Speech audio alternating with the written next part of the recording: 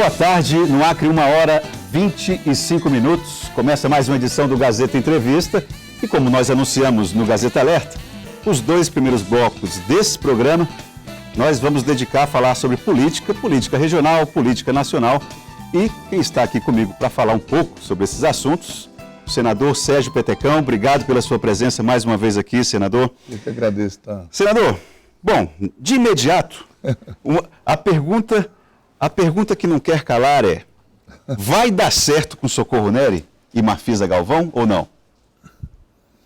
Rapaz.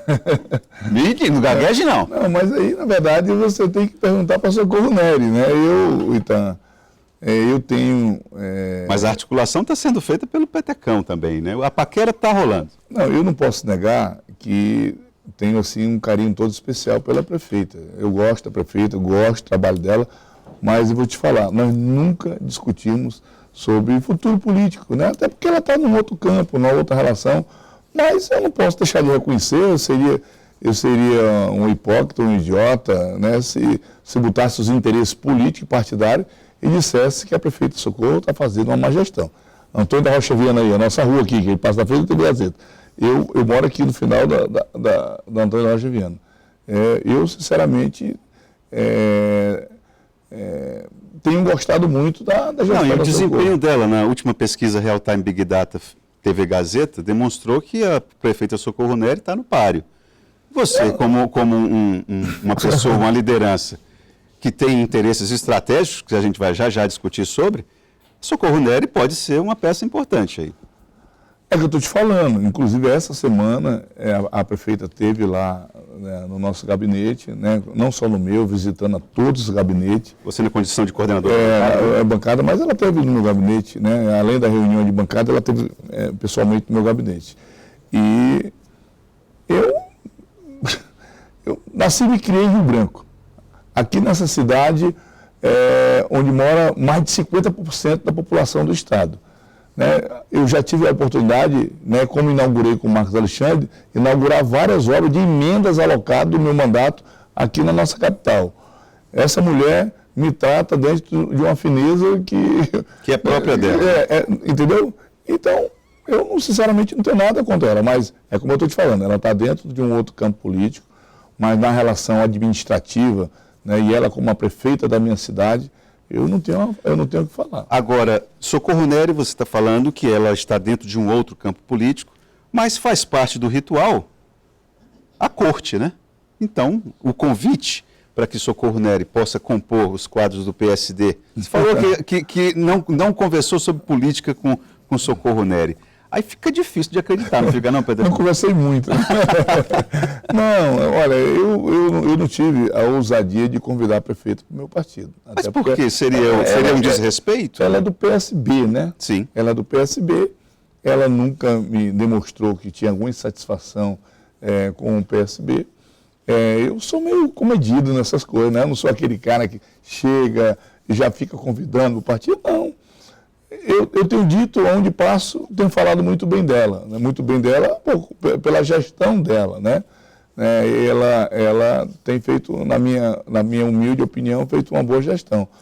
Mas não sentei, confesso a você, até porque, então, nós estamos focados agora, né, nesse processo de organizar o partido, montar a chapa de vereador.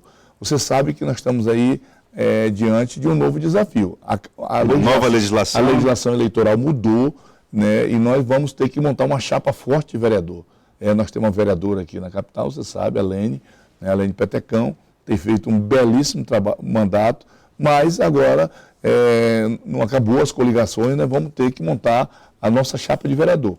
É nisso que eu estou focado, montei um grupo de trabalho dentro do PSD, o professor Coelho é que comanda esse grupo, junto com a equipe maravilhosa que nós temos lá, e então estamos aí rodando o estado todo para montar a nossa chapa de vereador. Aí, 2020, nós vamos começar a discutir as prováveis alianças, né? Eu tenho pegado assim umas porradas boas, porque essa sua pergunta que você faz aí, eu não sei se você está com o coração cheio de... Não, meu coração está tranquilo. Mas alguns aliados, né, entre aspas, têm dito que que conversar com a Socorro é ruim, porque ela é do PT. Eu não tenho a Socorro como petista. Socorro, eu conheço a Socorro há um... Aliás, ela é ligada, a família é ligada ao MDB. PMDB tradicional. Ela né? passou pelo PSDB, inclusive, foi cogitada para ser... Então, e eu tenho dito, e aí, de repente, eu vejo o Minoro indo para o PSDB. E você sabe que nós militamos juntos, naquela época sua lá, na época minha foi lá, o Minoro era o presidente do PT. Presidente do estadual do PT, né? Presidente do PT. Então, esse discurso que a Socorro é do PT, deixei de ser do PT... Agora, Petecão, partindo daquela premissa de que quem é coxo sai de casa mais cedo, PSD é um partido pequeno, você está falando aí que tem que estar se organizando para montar uma chapa forte para vereador. Ora, então... Não cola esse discurso de que política, a campanha as articulações só vão acontecer no ano que vem. A coisa já está acontecendo agora, né? Eu não falei para você que as articulações estão acontecendo no ano que vem. As articulações estão acontecendo. Mas você está me fazendo uma pergunta muito forte. Você está me perguntando se a Socorro vem para o PSD ou não. Você está querendo... É uma vontade sua. Quem é que não quer ter Socorro no seu quadro, rapaz? Opa, então vamos... Uma pessoa seria a cereja do bolo. Mas eu estou te falando, seria muita ousadia da minha parte fazer um convite desse para a prefeita Socorro. Eu penso que ela está muito bem no PSB. Agora, possíveis alianças com a Socorro, qual é o problema disso? Eu não vejo nenhum problema. Agora, tirar a Socorro lá do partido dela, eu não ousei fazer esse convite. Eu tenho dito para todo mundo que não tenho nada contra o trabalho dela, muito pelo contrário. A Socorro, para mim, se você fizer aí um raio-x de todos os prefeitos, porque hoje ser prefeito é muito difícil. Muito difícil. Aí sim, quer ser uma ousadia, querer ser prefeito. Ser prefeito, porque numa crise que esse país está mergulhado, quando tu vê, né, o governo passa por uma situação difícil. Agora tu imagina como é que está a situação dos municípios. Eu sou amigo de todos os prefeitos, eu me considero um parlamentar municipalista, né, porque é no município que as pessoas moram. Então eu tenho procurado estar muito próximo dos prefeitos. Agora, Petecão, você acha que o acreano está preparado, o eleitor acreano está preparado para votar numa chapa exclusivamente feminina? No caso Socorro Nery e Mafisa Galvão. Você insiste, né? Mas é uma composição possível, é uma composição possível. A chapa SM aqui na Socorro e Mafisa. Não, eu te confesso que eu nem tratei com a Mafisa. Apesar da Mafisa... Se você não discutir com a Mafisa... Não, o que é a Mafisa? A Mafisa é guerreira, ela é soldado do partido, né? O que decidir, o que o partido decidir, ela vai ter que cumprir. Eu imagino. Ela é guerreira. Agora, eu fosse candidato a prefeito, eu gostaria de ter a Mafisa como minha vice. Que a Mafisa vai para cima, a Mafisa não... A Mafisa é da Cidade Nova, meu irmão. A Mafisa é filha da Zuleide, então ela vai para cima... Ela goza dentro do partido assim, de um carinho muito grande, por parte não só das mulheres, como de todo o partido. Não é porque é minha esposa, mas, não sei, eu confesso a você insiste nisso, mas eu não estou autorizado pela Socorro para falar sobre isso. Então eu vou mudar o rumo da prosa, falar a respeito da situação com o governo do Estado. O governador Gladson Cameli, recentemente vazou a informação de que ele, numa reunião com governadores, com deputados, teria falado que já considera Roberto Duarte como uma espécie de inimigo, considera você como um rival ou uma pessoa que não... Deu a entender de que Gladson Cameli não lhe tinha como aquele fiel aliado. Como é que está a relação com o governador Gladson Cameli? Nas redes sociais hoje, nos sites, você já falou que só mesmo a mãe do próprio Gladson é mais próxima do que ele. Mas eu já consertei isso. Não só... Eu falei lá, acho que no programa de manhã lá na TV Rio Branco, eu digo, mais próximo do Gladson do que eu, só a dona Linda, mãe dele. Mas aí depois eu já consertei lá na outra rádio que eu tive. A dona Linda, a esposa dele está mais próxima, o pai deles, a irmã dele. Não, porque o Gladson, nós sempre tivemos uma relação muito próxima. Né? Ele, quando foi deputado federal, nós estávamos juntos ali em Brasília, 4 anos, como senador, mais 4 anos como senador. Então, sempre tivemos uma relação muito próxima no Gladson, né? A dona Paula, a esposa dele. Bem, agora Ele me passou uma mensagem dizendo que não teria falado aquilo. E não tem sentido. Olha, ontem, essa semana toda, nessa guerra de liberação de emenda, a secretária Maria Alice está lá no meu gabinete, trabalhando com o Flávio, que é o cara que coordena as nossas emendas. Todo mundo trabalhando no sentido de ajudar o Estado. Agora, o que não sei se é virtude ou é defeito, eu, quando tenho que falar algumas coisas para o Gladys, eu falo. Eu não sou puxa-saco do Gladys, não. Então vamos fazer o seguinte... O problema do Gladys é que tem um grupo que rodeia ele, que às vezes o Gladys está errado e as pessoas estão dizendo que Mas está certo. Mas é típico de quem governa, é sempre blindado por alguns. É o tal do diabo do puxa-saco. O bajulador. O bajulador. Quais críticas você destacaria aqui que você faria do governo Gladson Cameli? Tem muitas. E você pode pontuar algumas? Não tem alguma virtude. Vamos falar dos problemas. A virtude não posso falar nada. Pode falar, claro que pode. Mas vamos falar dos problemas. Tá, eu acho que o Gladys errou agora quando demitiu esses assessores dos parlamentares. Como é que você demite as pessoas? Os 340. Para trazer de volta. Mas sim, o número. Se fosse 5, se fosse 10, você expõe, né, os parlamentares. Alguns parlamentares ficaram satisfeitos porque voltou, né? Agora, para que sofrer esse desgaste? E não fica satisfeito. A pessoa fica com a mágoa.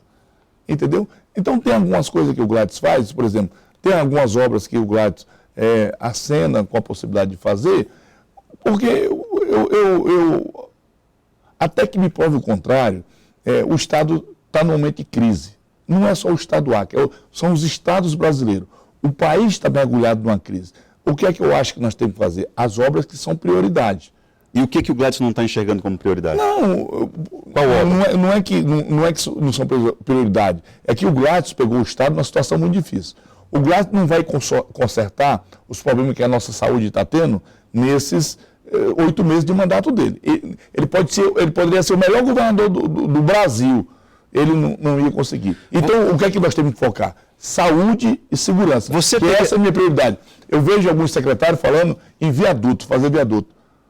Isso. Não, para mim, eu estou falando para mim. Desculpa a minha ignorância. Se eu fosse o gestor, a minha prioridade era trabalhar agricultura, para gerar emprego nesse estado, aquecer a construção civil, né? E construção civil na construção de casas, né?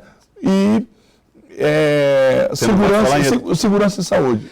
Você teria demitido o assessor que chamou os trabalhadores da saúde de vagabundo, de um bando de vagabundos? Você, na condição de governador, teria demitido? Eu teria demitido. Por que o Gladys... Qual foi o argumento que o Gladys usou? Eu não tratei desse assunto com o Gladys. Mas, ele errou também? Não, em primeiro lugar, que assessor não tem que estar em manifestação de... Né? Assessor... Aí, para que tem a tal da articulação política? O Gladys tem um quadro maravilhoso de articulador político. Tem mesmo? Eu acho que tem. E por que falha tanto, hein? Não sei, eu não sei. Eu só sei que um assessor, ele não pode, você tem que ser preservado, né? E chamava parlamentar, trabalhador de vagabundo. Eu acho que não condiz com o comportamento de acreanos, né? Não é assim que nós nos tratamos aqui no Acre, não é assim.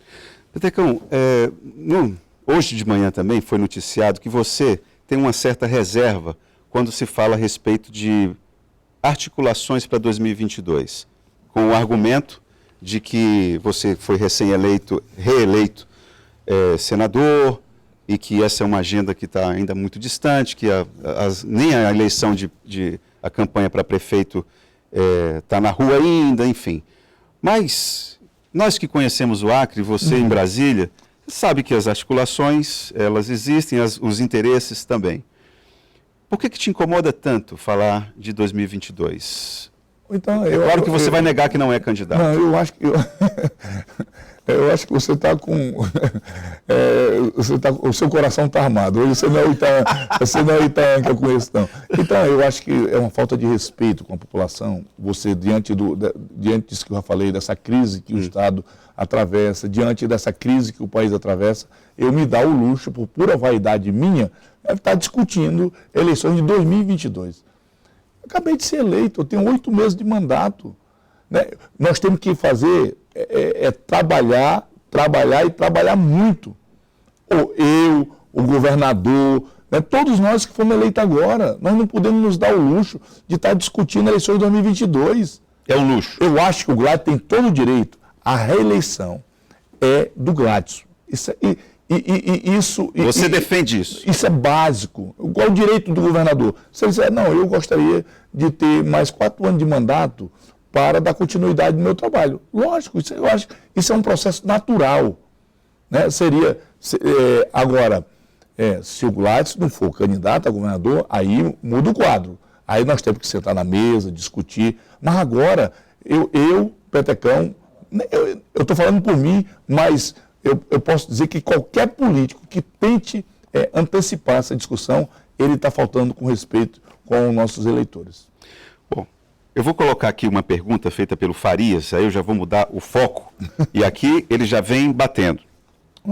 Como é Estou com couro grosso. Está com couro grosso, então lá vai. Itaã, pergunte para o senador como ele consegue gastar R$8.000 de combustível todo mês, sendo que o mesmo, ou seja, o senador, passa mais tempo em Brasília. É correto usar a gasolina para abastecer carros de terceiros? É ético e moral? Essa matéria, o jornalista que fez essa matéria, eu acho que foi do Brasil em Foco, Senado em Foco, que é aquele blog, ele me elogiou, ele fez a matéria, porque ele entendeu que eu gastava 8 mil, botava 8 mil no tanque do carro. Eu não boto, até porque não tem carro que comporte 8 mil. Isso foi um Landau. Não, nem um Landau. Eu sou o parlamentar, e aqui não estou me vangloriando não, que menos gasta gasolina. Se você pegar outro senador, você vai ver que tem um que gasta 100, que bota gasolina no jatinho, R$8.000 de gasolina. Desculpa a pergunta, tu gasta quanto de gasolina? Eu gasto 200 por semana. Pois é, então dá 1.400, né? Não, R$800. R$800, desculpa. Eu fiz o cálculo, foi de 7 semanas. Dá R$800. Né? Tu gasta 10% do que eu gasto. O cara está falando de 8 mil. Eu não tenho nenhum texto do seu bolso, então lá vai, né? Agora tu imagina, sabe quantos carros tem na minha estrutura, no meu gabinete? Eu sinceramente, eu poderia gastar muito mais, mas não gasto, só gasto o necessário, R$8.000 por mês. Petecão, você, antes de vir para a TV Gazeta, você estava participando de uma reunião arranca-rabo com o pessoal do ICMBio, IMAC, e a pauta era os problemas relacionados às reservas extrativistas. Não, reserva Chico Mendes. Reserva Chico Mendes. Bom, por que esse problema nunca é equacionado? Não é a primeira vez que você coloca esse problema na sua agenda parlamentar. O ministro esteve lá, lembra que o ministro esteve aqui, nós levamos ele lá na reserva Chico Mendes. E aí, Petecão, como é que está esse debate? Porque o que está posto é que o ICMBio, a informação é, o ICMBio tem agido com alguns moradores da Resex de forma impositiva, de forma autoritária. Não é impositiva, é desrespeitosa. Desrespeitosa. E agora? O cara tocou fogo na casa do colono.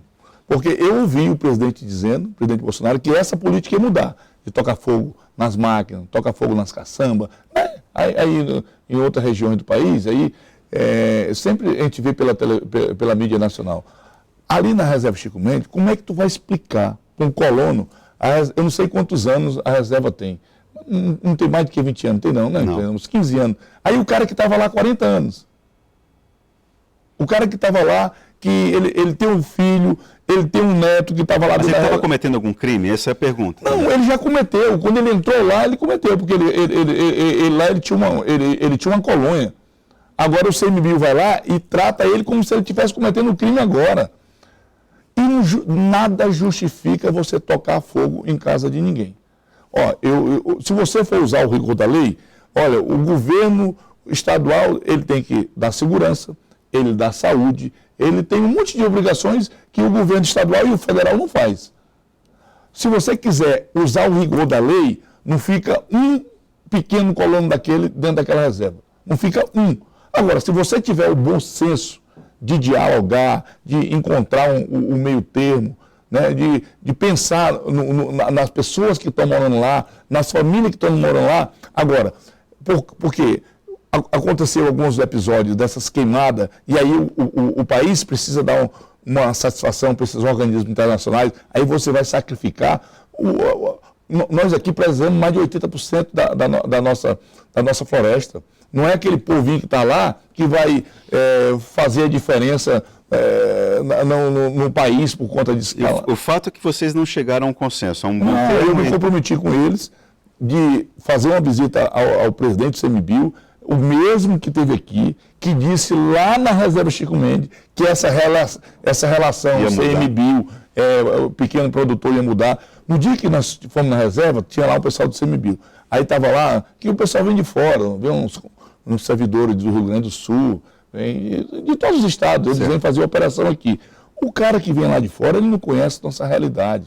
E tem uns bacanas aqui que eles sentem prazer em humilhar as pessoas. Né? Porque está lá com o pilotão florestal, está lá com a Polícia Federal, agora diz que está o Exército, aí com metralhadora na mão, humilhando as pessoas. Petecão, nós vamos fazer um breve intervalo, mas eu já deixo aqui uma pergunta do Marcos, voltando àquele, porque o pessoal gosta mesmo de política, e aqui o pessoal está falando o seguinte, pergunta para o Petecão se ele vai lançar ou não o Ney Amorim para prefeito de Rio Branco, mas isso você responde daqui a pouco. Nós voltamos já com o senador Sérgio Petecão.